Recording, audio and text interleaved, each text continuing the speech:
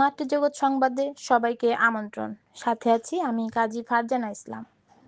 চুয়াডাঙ্গায় bond showroom অভিযানে 10,000 টাকা জরিমানা করেছেন ভোক্তা অধিকার। মোহাম্মদ আসাদুজ্জামান আসাদের প্রতিবেদনে দেখুন বিস্তারিত। ভোক্তা অধিকার সংরক্ষণ অধিদপ্তরের চুয়াডাঙ্গা জেলা কার্যালয়ের উদ্যোগে সদর উপজেলার বাদুরতলা ও নিউ মার্কেট এলাকায় তদারকিমূলক অভিযান পরিচালনা করা হয়েছে। বুধবার সকাল 11টা থেকে দুপুর 1টা 30 মিনিট পর্যন্ত এ অভিযান চলে। অভিযানকালে আমদানিকৃত কাপড়ের প্রয়োজনীয় কাগজপত্র যথাযথভাবে সংরক্ষণ না করায় জনাব মোহাম্মদ রবিউল ইসলামের মালিকানাধীন কাপড়ের শোরুম বন্ডকে ভোক্তা অধিকার সংরক্ষণ আইন 2009 এর 45 ধারায় 10,000 টাকা জরিমানা আরোপ ও আদায় করা হয়।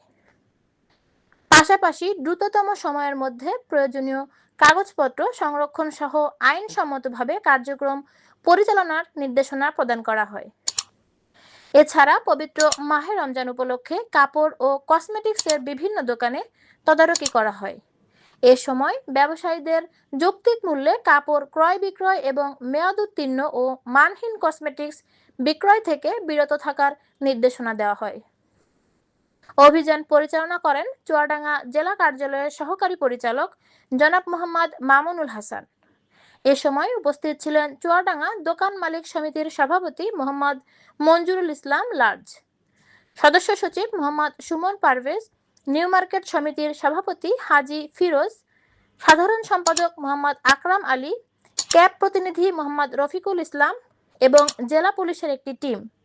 জনস্বার্থে এ ধরনের অভিযান অব্যাহত থাকবে বলে সংশ্লিষ্ট কর্তৃপক্ষ জানিয়েছেন।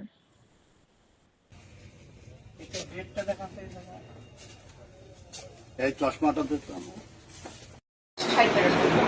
দেশেই বানাই, কোনো প্রতিষ্ঠান তো বানায় না, প্রতিষ্ঠান